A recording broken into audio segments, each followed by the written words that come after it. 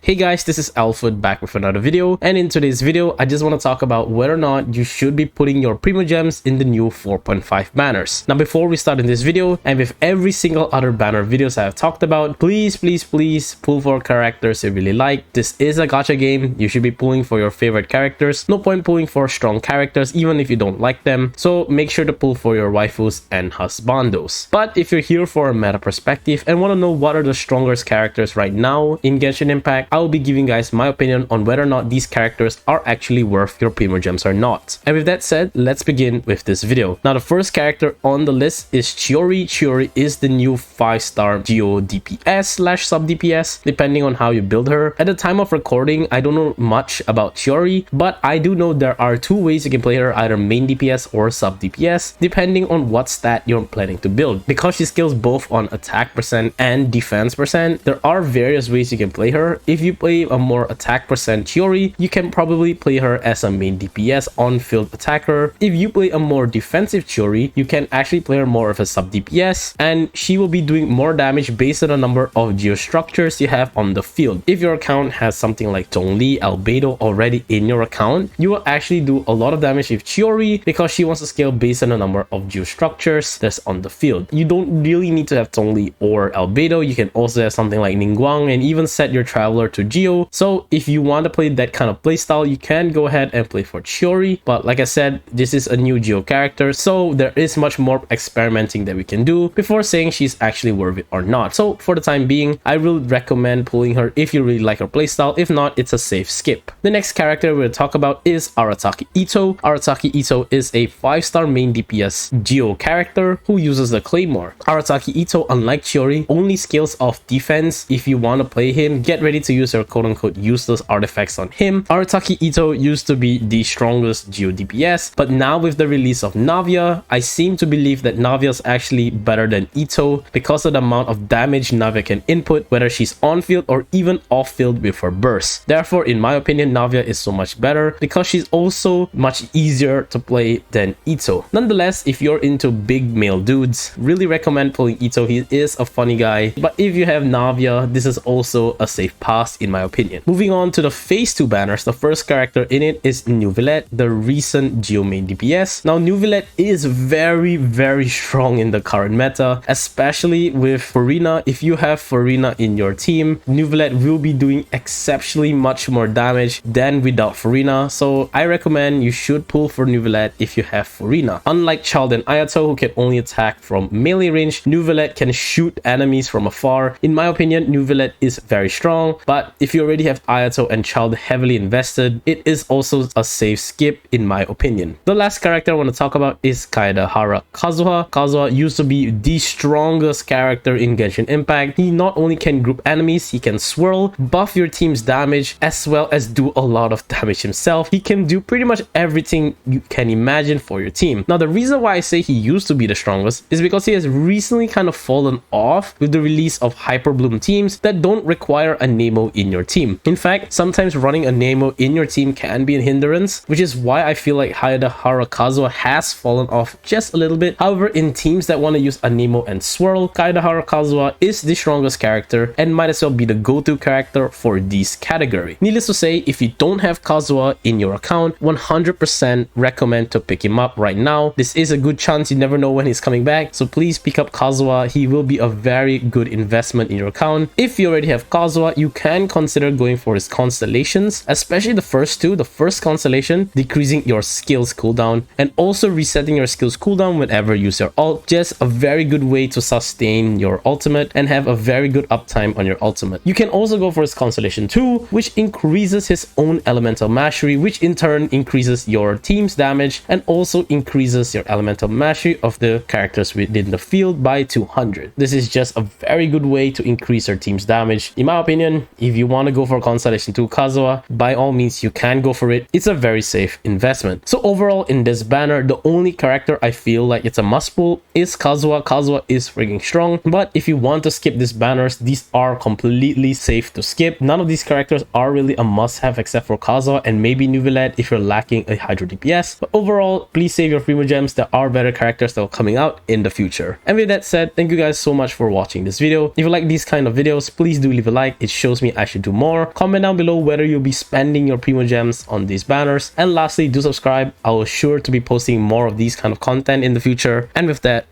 I will see you guys next time. Peace.